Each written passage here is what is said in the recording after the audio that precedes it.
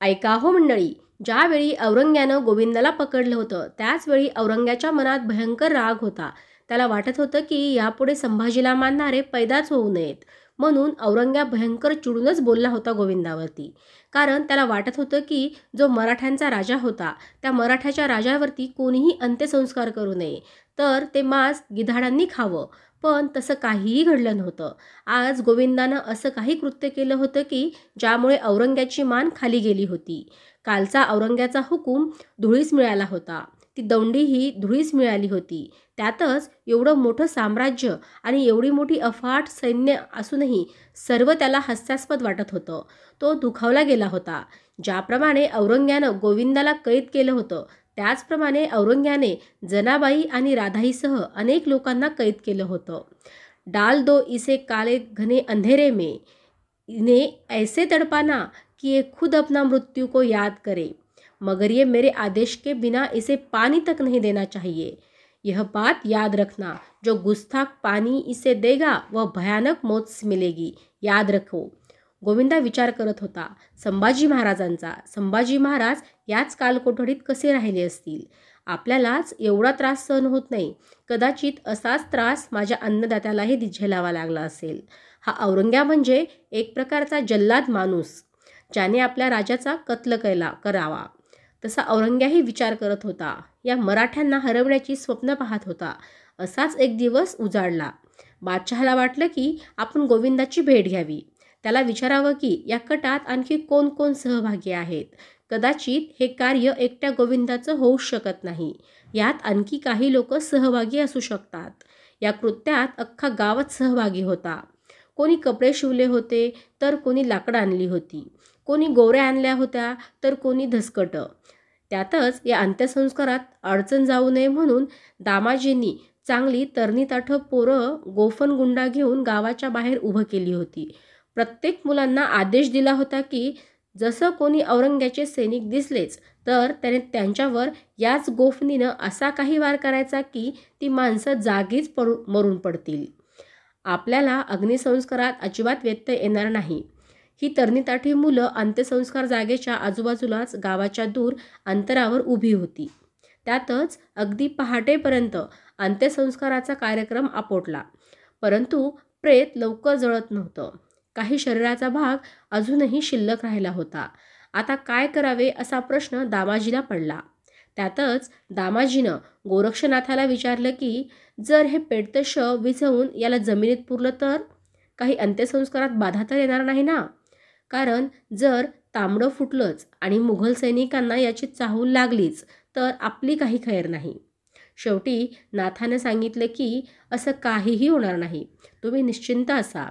शेवटी एक ताबडतोब खड्डा खणण्यात आला व त्यात संभाजी महाराजांचा अर्धवट जळालेला मृतदेह पुरण्यात आला. नाथांनी सांगितलं की असं काहीच होणार नाही. त्याचं कारण म्हणजे आपण हे शरीर बेवारस सोडत नाहीत, तर त्याची यथोचित संस्कार केले आहेत. पुन्हा औरंग्या त्या अंधाऱ्या कालकोठडीकडे आला. तसं त्यानं गोविंदाला न्याहाळलं.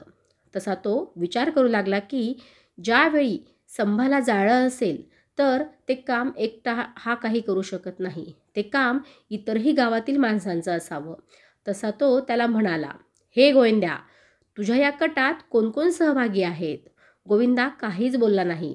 तसा औरंग्या पुन्हा म्हणाला, हे पहा, तू जर मला यथोचित पुरेपूर माहिती देशील तर मी तुझे सर्व गुन्हे माफ करेल आणि तुला सोडूनही देईल कदाचित. गोविंदानं त्याच अंधाऱ्या खोलीतून त्या औरंग्याकडं एक कटाक्ष टाकला. तसा तो गप्प झाला. त्यानं चूप राहणं योग्य समजलं. तसा औरंग्या ओरडत म्हणाला, बता प्यारे हरामजादे, नहीं तो मैं तेरी खाल उधेड दूंगा. गोविंदानं त्याच्या कोणत्याच प्रश्नाला दुजोरा दिला नाही. तोच त्याला बरंच वैषम्य वाटलं. त्यातच त्यानं आपल्या शिपायाला आदेश दिला की या गोविंदाला चापकाचे फटके मारा. गोविंदाचं ते कालकोठडीचं कुलूप उघडण्यात आलं. त्याच्या हातात व पायात बेड्या टाकण्यात आल्या. त्याला बाहेर काढण्यात आलं. त्याचबरोबर त्याला त्याच तटबंदीत एका खांबाला बांधण्यात आलं. त्यातच त्यांच्यावर एकामागून एक चापकाचे फटके मारण्यात येऊ लागले.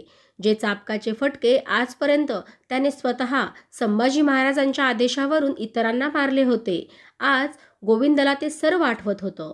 तो चाबकाचा एक एक फटका अतिशय जीवघेणा वाटत होता. अगदी असह्य होत होता. त्यातच गोविंदाच्या शरीराची जो चाबकाचा फटका पडताच अंगार होत होती. पण तो निधड्या छातीवर वीर आज संभाजी महाराजांसाठी नव्हे तर आपल्या धन्याच्या लेकरासाठी हे सर्व काही झेलत होता. तसा औरंग्या म्हणाला, बोल साले, जल्दी बोल, कौन कौन था वहां पर. आपल्या संभाजी राजालाही असेच मारले असेल या औरंग्यानं, असा विचार गोविंदा करू लागला होता. थोड्याच वेळात तो लहूलुहान झाला होता.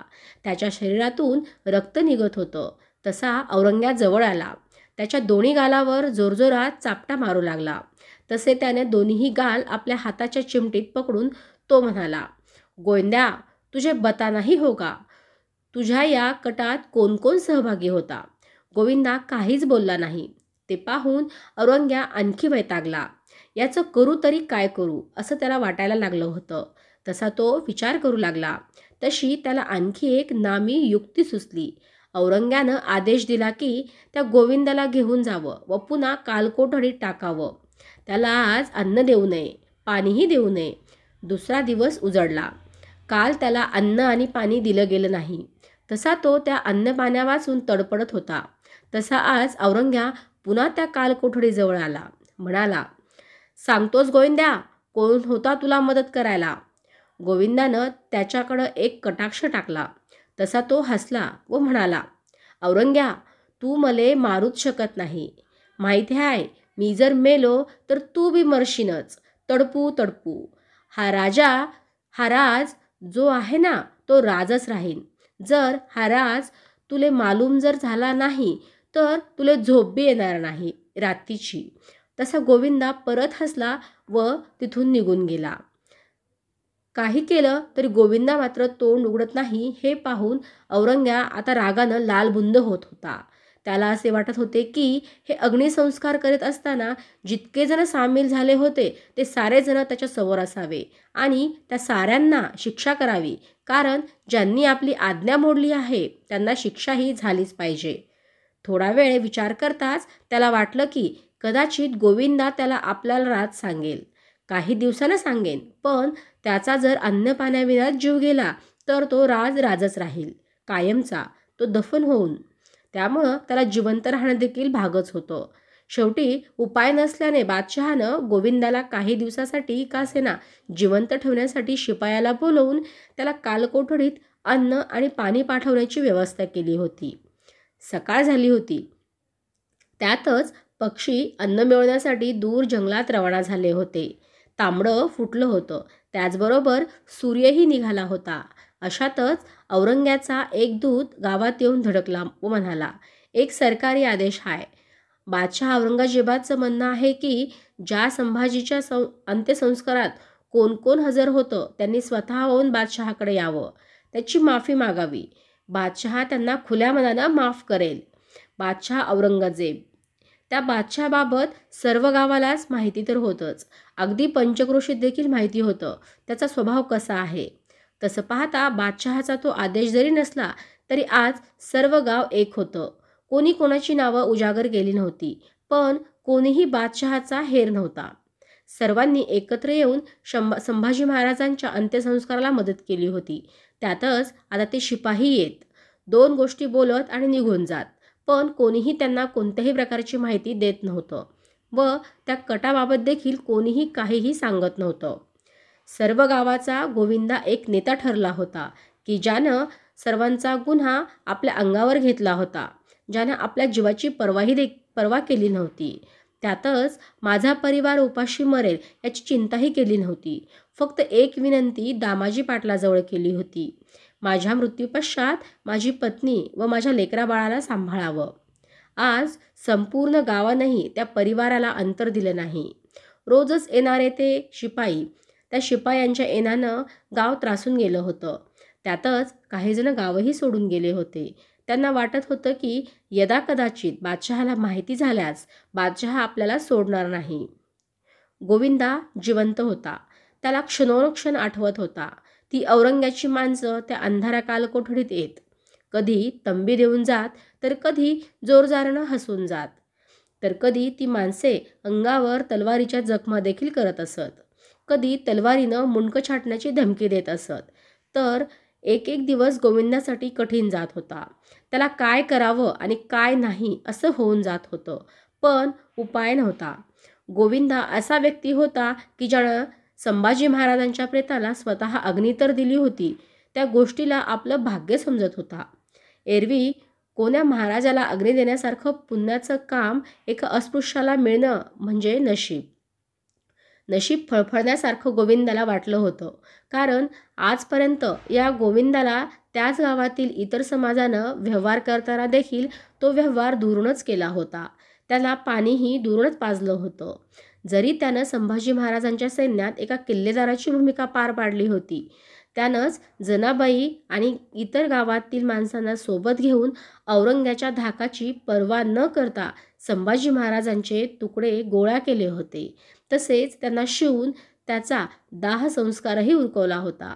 एवढंच नाही तर त्यानं दुसऱ्या दिवशी महाराणी येसूबाईंना गडावर जाऊन त्याबद्दल सर्व काही रीतसरपणे सांगितलं होतं, ज्यामुळं की काय कोण्यातरी आपल्याच हेराकडून ही माहिती औरंगजेबाला माहीत होताच त्यानं गोविंदाला अटक केली होती. आज गोविंदा कालकोठडीत अखेरचा घटका मोजत होता. निर्भीड न बोलक्या मनानं त्याला कोणत्याही प्रकारचा पश्चाताप होत नव्हता. उलट त्याच्याच या पराक्रमानं आणि मौन वागण्यानं औरंग्याला दिवसेंदिवस परेशान होत होता. पण नंतर मात्र पुन्हा पुन्हा फितुरीमुळे संभाजी महाराजांच्या अग्निसंस्कारात उपस्थित असलेले सर्वजण पकडले गेले आणि त्यांना औरंग्यानं ठार मारलं. शेवटी फितुरीमुळेच सर्व काही हळूहळू नष्ट होत गेलं. जर का आपल्या माणसांमध्ये कोणी फितुरी केली नसती, तर आज आपला महाराष्ट्रच काय तर भारत देशही कुठल्या कुठे असला असता. धन्यवाद. जय शिवाजी, जय शंभूराय.